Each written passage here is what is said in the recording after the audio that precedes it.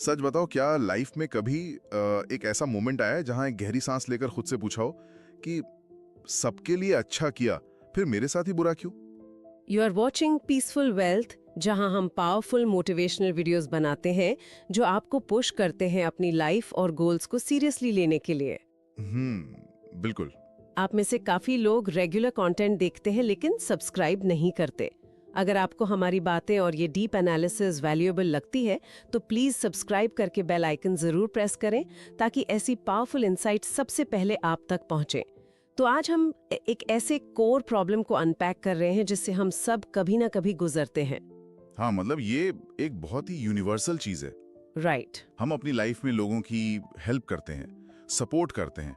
लोगों के बुरे वक्त में जब उन्हें सबसे ज्यादा जरूरत होती है ना, हम सच्चे दिल से उनके साथ खड़े रहते हैं। कंफर्ट साइड में रखकर दूसरों को प्रायोरिटी बनाते हैं, पर एंड में हमें क्या मिलता है? इग्नोर्ड। यस। और एक डीप रिजेंटमेंट। जब हमें जरूरत होती है तो कोई आसपास नजर ही नहीं आता यार। और ये जो अकेलेपन का दर्द है ना, ये एक बहुत ही यूनिवर्सल ह्यूमन एक्सपीरियंस है। हम सबने लाइफ के किसी ना किसी फेज में ये आइसोलेशन जरूर फील किया है। ट्रू। जब एक इंसान अपना बेस्ट देता है, अपने रिसोर्सेज और इमोशंस पूरी तरह इन्वेस्ट करता है और बदले में लिटरली जीरो मिलता है। विकन। हाँ, लेकिन असली रीजन कुछ और है और आज हम समझेंगे कि ये दर्द एक्चुअली कहाँ से आता है। ये सिर्फ अच्छा होने का डायरेक्ट कॉन्सिक्वेंस नहीं है। अच्छा, तो फिर क्या है? इसके पीछे ना इवोल्यूशनरी बायोलॉजी और डीप ह्यूमन साइकोलॉजी का एक ऐसा कॉम्प्लेक्स नेटवर्क चल रहा है जो अक्सर सरफेस पर हम देख ही नहीं पाते। Okay, let's unpack this systematically. एक बहुत ही रिलेटेबल केस स्टडी से स्टार्ट करते हैं ताकि इस साइकोलॉजिकल लूप को हम ठीक से समझ सकें। हाँ बिल्कुल, एक एग्जाम्पल से क्लियर हो जाएगा। मान लीजिए एक प्रोफाइल है एक लड़के की जिसका नाम हम अमन रख देते हैं। अमन बेसिकली एक हाईली अग्रीएबल, बहुत ही सीधा और अच्छा इंसान है। उसकी आइडेंटिटी, उसका सेल्फ वर्थ ही इस बात से जुड़ा है कि वो सबकी मदद करता है। राइट, एक classic giver archetype. Exactly. College में दोस्तों की हेल्प करना, अपने खुद के पेन्सटेकिंगली बनाए हुए नोट्स शेयर करना या दूसरों के असाइनमेंट्स में आधी रात तक जागकर मदद करना। और इमोशनल सपोर्ट भी, राइट? हाँ, किसी का ब्रेकअप हो या कोई family issue, Aman as a shoulder to cry on सबसे पहले अवेलेबल मिलता है। वही, जो अपने टाइम और अपनी इमोशनल बैंडविड्थ को बिना किसी स्ट्रिक्ट बाउंड्री के बस लगातार बांट रहा है। उसकी डिफॉल्ट सेटिंग ही यस है। पर फिर आता है एक हार्श ट्विस्ट। जब अमन के खुद के क्रूशियल एग्जाम्स आए या जब उसकी लाइफ में कोई क्राइसिस आया और उसे एग्जैक्टली वैसे ही सपोर्ट की जरूरत पड़ी, तो उसको नेचुरली लगा कि अब ये सारे दोस्त उसके लिए खड़े होंगे, जो कि नॉर्मल ह्यूमन एक्सपेक्टेशन है। राइट। लेकिन रियलिटी में क्या हुआ? उन्होंने उसे पूरी तरह इग्नोर कर दिया। उन्होंने अपना एक अलग एक्सक्लूसिव ग्रुप बना लिया। Oh wow. हेल्प करना तो दूर की बात है, टेक्स्ट मैसेजेस तक के डिलेड और कोल्ड रिस्पॉन्सेज आने लगे। और ये पैटर्न यहाँ कॉलेज में नहीं रुका। आई एम गेसिंग जॉब में भी रिपीट हुआ। बिल्कुल। उसकी आगे की प्रोफेशनल लाइफ में भी अमन ने एक्स्ट्रा शिफ्ट्स कवर की, कॉलीग्स का पेंडिंग काम पूरा किया, बॉस की हर डिमांड पर यस बोला। पर जब प्रमोशन की बारी आई तो किसी और को मिल गया होगा। हाँ, तो प्रमोशन किसी ऐसे इंसान को मिल गया जो सिर्फ अपना इंडिपेंडेंट काम करता था और सेलेक्टिवली विजिबल था। कहीं अमन एक एटीएम मशीन तो नहीं बन गया था जहां लोग सिर्फ विड्रॉ करने आते हैं पर डिपॉजिट कोई नहीं करता। ये एनालॉजी बहुत एक्यूरेट है। मुझे इसमें एक फ्लॉ लगता है यार। अमन को समझ ही नहीं आया कि उसकी गलती क्या है। तो क्या आज के इस कॉम्पिटिटिव टाइम में एम्पैथेटिक होना या एक प्योरली अच्छा इंसान होना ही एक लाइबिलिटी बन गया है? हाँ, रुक, यहाँ एक बड़ा ट्विस्ट है। वेट, क्या ट्विस्ट है? हमारी सोसाइटी की सबसे बड़ी मिसकंसेप्शन यही है कि गुडनेस को एक फ्लॉ या वीकनेस समझ लिया जाता है। देखो, प्रॉब्लम अमन का अच्छा होना नहीं है। एम्पैथी और काइंडनेस तो ह्यूमन सर्वाइवल के बहुत स्ट्रॉन्ग एवोल्यूशनरी पिलर्स हैं। तो फिर प्रॉब्लम क्या थी अमन के केस में? असली प्रॉब्लम कुछ और है, जिसे बिहेवियरल साइकोलॉजी में एक्सपेक्टेशन ट्रैप और कोवर्ट कॉन्ट्रैक्ट्स कहते हैं, और यही लोग कंप्लीटली मिस कर देते हैं। कोवर्ट कॉन्ट्रैक्ट्स, ये टर्म तो थोड़ा कॉर्पोरेट और मैकेनिकल लग रहा है। इससे थोड़ा और डीप में समझते हैं। हाँ जरूर। जब कोई जेन्युइनली किसी की मदद करता है तो उसके पीछे कोई हिडन कॉन्ट्रैक्ट थोड़ी ना होता है। वो तो बस एक प्योर इमोशन या एम्पैथी होती है, राइट? यहाँ पर ना हमारे ब्रेन की एवोल्यूशनरी वायरिंग प्ले में आती है। हजारों साल पहले जब अर्ली ह्यूमंस ट्राइब्स में रहते थे तो उनका सर्वाइवल रेसिप्रोकल अल्ट्रुइज्म पर डिपेंड करता था। रेसिप्रोकल अल्ट्रुइज्म मतलब गिव एंड टेक। एग्जैक्टली इसका सिंपल मतलब है कि आज मैं शिकार में तुम्हारा साथ दूंगा, कल तुम प्रेडेटर से मेरी रक्षा करोगे। हमारा दिमाग नेचुरली इस ट्रांजैक्शन का स्कोर कीपिंग करने के लिए वायर्ड है। अच्छा, तो मतलब एक सबकॉन्शियस लेजर चल रहा है दिमाग में। बिल्कुल। जब एक इंसान दूसरे की मदद करता है तो उसके ब्रेन में डोपामीन और ऑक्सीटोसिन रिलीज होता है। ये हार्मोन्स उसे फील करवाते हैं कि एक सोशल बॉन्ड बन गया है। राइट। और यहीं पर एक कोवर्ट कॉन्ट्रैक्ट यानी एक अनस्पोकन अनरिटन अग्रीमेंट साइन हो जाता है। गिवर अपने दिमाग में सोचता है, मैंने इसके बुरे वक्त में अपना सब कुछ दिया, तो रूल के हिसाब से जब मेरा बुरा वक्त आएगा तो ये भी मेरा उतना ही साथ देगा। Wait, hold on. अगर हमारा दिमाग कॉन्स्टेंटली एक सबकॉन्शियस लेवल पर स्कोर रख रहा है और दुनिया इस तरह सिर्फ ट्रांजैक्शन पर चल रही है, तो फिर अनकंडीशनल लव या सेल्फलेस फ्रेंडशिप जैसी चीजें क्या सिर्फ एक इल्यूजन है? ये तो बहुत ही सिनिकल वे हो गया लाइफ को देखने का। मुझे पता था ये सवाल आएगा।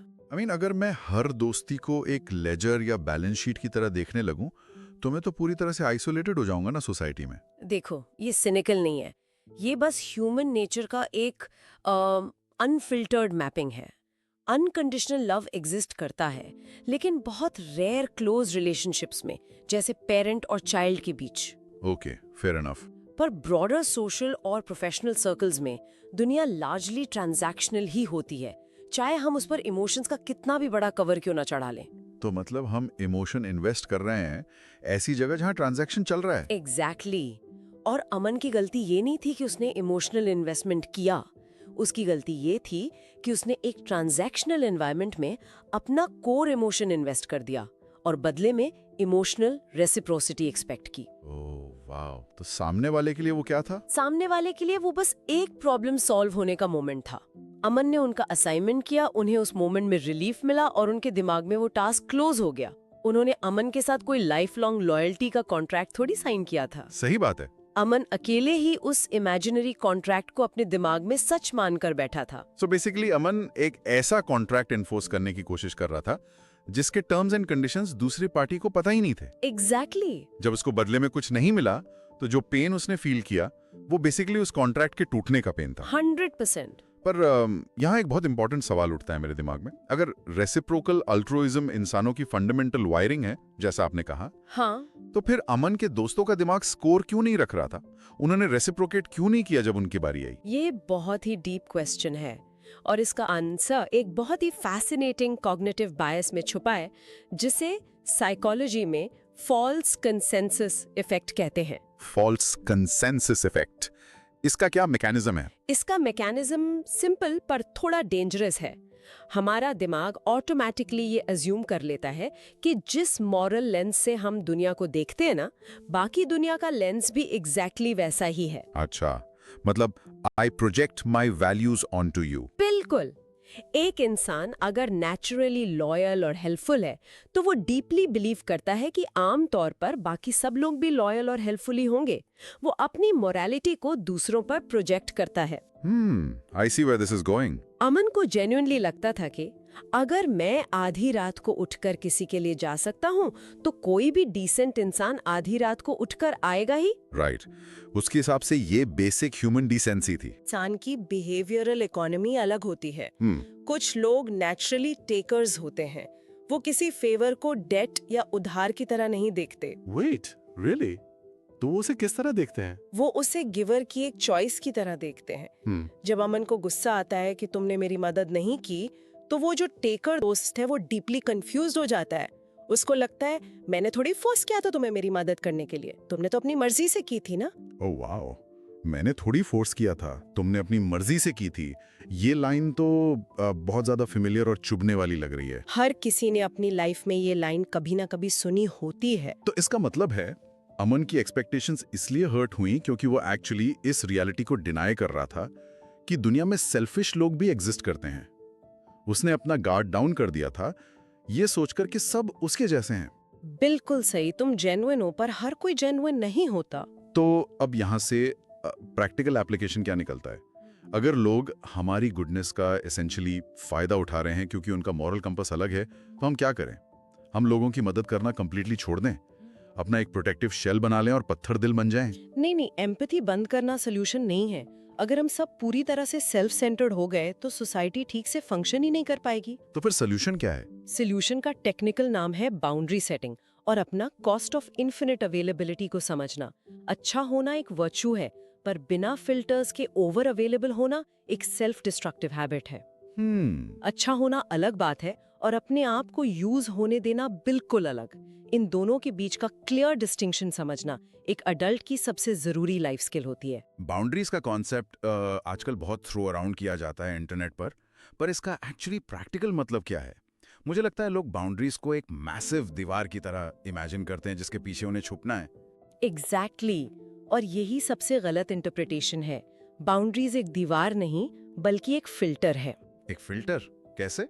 देखो, एक दीवार सब कुछ ब्लॉक कर देती है, अच्छे लोगों को भी और बुरे लोगों को भी, पर एक फिल्टर सिर्फ इम्प्योरिटीज को रोकती है। जब एक इंसान के पास बाउंड्रीज नहीं होती तो धीरे धीरे लोग उसकी गुडनेस को उसकी कन्वीनियंस और वीकनेस समझने लगते हैं। राइट। उन्हें लगता है इसके पास तो कोई और प्रायोरिटी है ही नहीं।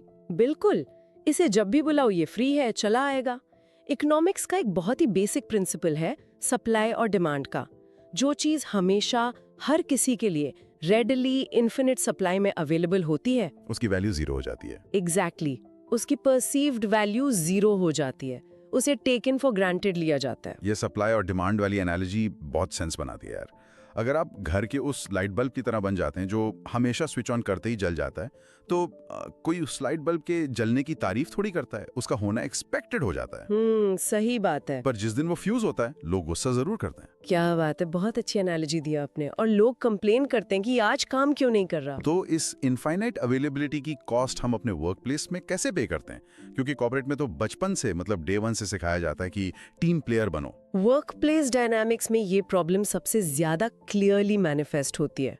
ऑर्गेनाइजेशनल साइकोलॉजी में इसे नाइस गाय या नाइस गर्ल सिंड्रोम कहते हैं। अच्छा, ये कैसे प्ले आउट होता है ऑफिस में? ऑफिस में एक हाईली अग्रीएबल एम्प्लॉय को देखो।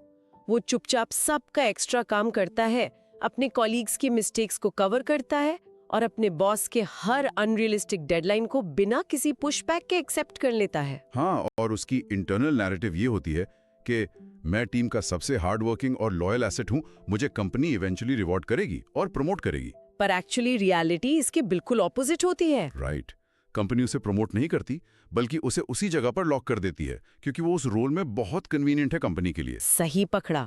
कॉर्पोरेट दुनिया में लोग उससे प्रमोट करते हैं जो लीडरशिप ट्रेट्स दिखाएं, और असर्टिवनेस सबसे बड़ा लीडरशिप ट्रेट है। असर्टिवनेस मतलब राइट टाइम पे स्टैंड लेना। बिल्कुल। जो एम्प्लॉय सब कुछ बिना शिकायत के सह लेता है और किसी और का काम रिफ्यूज नहीं कर पाता, उसको मैनेजमेंट एक रिलायबल यूटिलिटी या एक वर्कहॉर्स मान लेती है, एक लीडर नहीं। ये तो बहुत ब्रूटल रियलिटी है ना? लीडरशिप रिक्वायर करती है रिसोर्सेज को मैनेज करना, और उसमें आपका अपना टाइम और एनर्जी सबसे बड़ा रिसोर्स है। अगर आप अपना टाइम इफेक्टिवली गार्ड नहीं कर सकते तो कंपनी आपको एक पूरी टीम का टाइम कैसे ट्रस्ट करेगी? वाओ। जब तक एक इंसान पोलाइटली और फर्मली नो बोलना नहीं सीखता, वो बस एक कन्वीनियंट टूल रहता है, एक रिस्पेक्टेड प्रोफेशनल नहीं बन पाता। कन्वीनियंट टूल, यार दैट रियली हिट्स हार्ड। तो इस डिस्ट्रक्टिव साइकिल को ब्रेक कैसे किया जाए?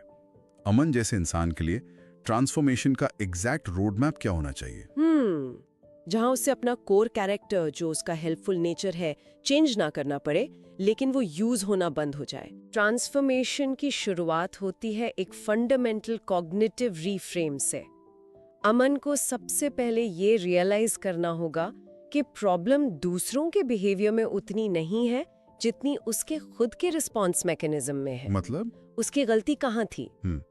लोगों ने अमन को यूज नहीं किया, अमन ने अपने लैक ऑफ बाउंड्रीज से उन्हें परमिट किया उसे यूज करने के लिए। हाँ, आई सी। इसका सबसे पहला प्रैक्टिकल स्टेप है द स्ट्रेटेजिक पॉज।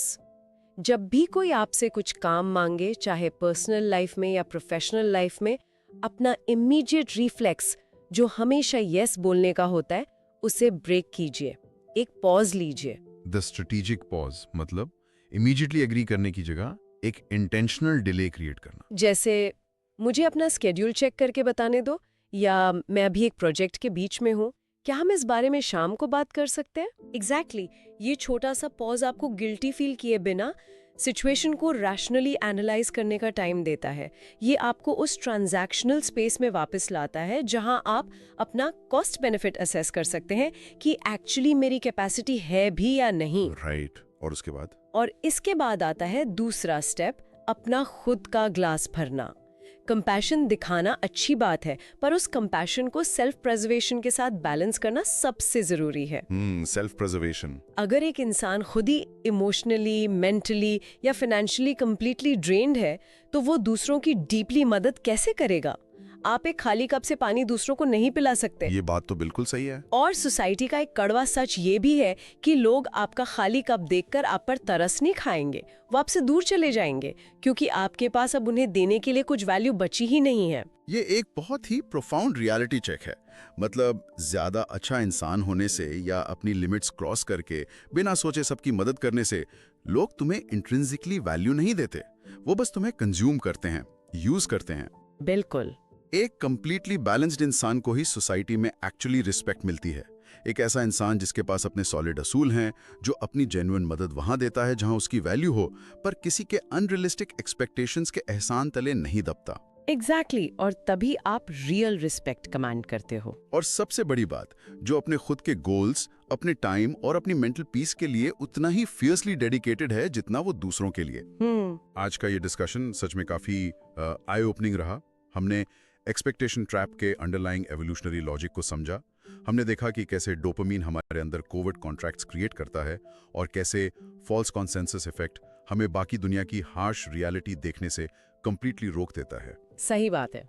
अच्छा इंसान बनना जरूरी है, पर खुद के एक्सपेंस पर नहीं। अपना ख्याल सबसे पहले रखना, अपनी लिमिट्स डिफाइन करना, ये सेल्फिशनेस नहीं है। राइट। ये बेसिक सेल्फ रिस्पेक्ट है। और इसी सेल्फ रिस्पेक्ट के फिल्टर से जब हम सोसाइटी को एंगेज करते हैं ना, तभी हम डीप, मीनिंगफुल और ट्रूली रेसिप्रोकल रिलेशनशिप्स बिल्ड कर पाते हैं। जहां कोई एटीएम मशीन नहीं होता, बल्कि म्यूचुअल रिस्पेक्ट होती है। बिल्कुल सही। Well said. अगर ये इनसाइट्स आपको रिलेटेबल लगी और इस डिस्कशन ने आपको अपने खुद के पैटर्न्स के बारे में थोड़ा भी सोचने पर मजबूर किया, तो इस डीप डाइव को उन सभी दोस्तों के साथ शेयर जरूर करें जो हमेशा सबकी मदद करने में आगे रहते हैं पर रिकॉग्नाइज नहीं होते।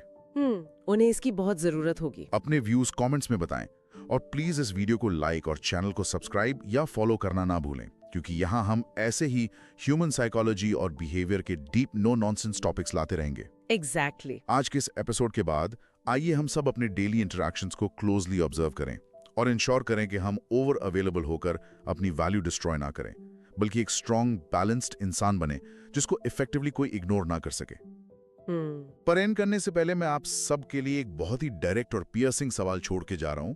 एक सेकंड रुकिए और खुद से पूरी ईमानदारी से इसका जवाब दीजिए। हाँ। आपको कभी यूज किया गया है? यस या नो?